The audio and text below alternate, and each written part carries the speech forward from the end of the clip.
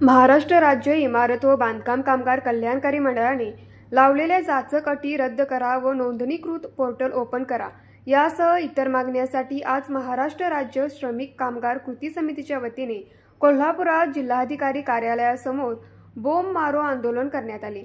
यावेळी सरकारला 9 तारखेपर्यंतचा वेळ दिला असून 9 तारखेला कामगार मंत्री यांच्या घरावर मोर्चा काढण्याचा इशारा यावेळी समितीच्या वतीने देण्यात आला। महाराष्ट्र शासनाच्या अखत्यारीत येणारं महाराष्ट्र इमारत व इतर बांधकाम कामगार कल्याणकारी मंडळ ही गेली अनेक वर्ष अस्तित्वात आहे आणि त्या मंडळाच्या माध्यमातून नोंदणी जर बांधकाम कामगाराला नूतनीकरण आणि लाभाचा जर अर्ज करायचा असेल तर तो आपल्या मोबाईलवरून सुद्धा करू शकत होता, परंतु गेल्या महिन्यात 18 तारखेपासून हे पोर्टल टोटली बंद करून WFC सुविधा केंद्रच्या नावाखाली ठेकेदारांना पोचण्याचं काम हे शासन करत आहे। त्याच्या विरोधात कालच आमची बैठक होऊन महाराष्ट्र राज्य श्रमिक बांधकाम कामगार संघटना कृती समिती स्थापन झाली।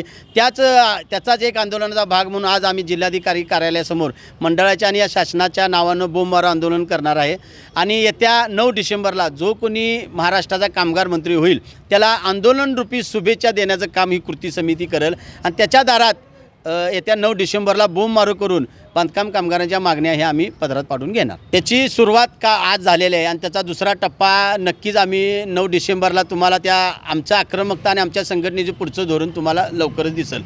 जोपर्यंत मागण्या मान्य होणार नाहीत किंवा आम्हाला सकारात्मक उत्तर येणार नाही तोपर्यंत आम्ही त्या कामगार मंत्र्याच्या दारातनं उठणार नाही। कृती समिती ठेकेदारांना पोचण्यासाठी हे शासनाचा घाट आहे आणि मंडळाचा घाट आहे, ह्याला सर्वस्वी जबाब मंडळाचे सचिव विवेक कुंभार असल्याचा आम्हाला शंका आहे। शासन आपल्या दारी नाही, शासन ठेकेदारांच्या दारी चालले आता। यावेळी गुणवंत नागटिरे, अमोल कुंभार, KP पाटील, आनंद गुरव, गणेश तडाके, संजय गुदगे, तानाजी तावडे आदी उपस्थित होते।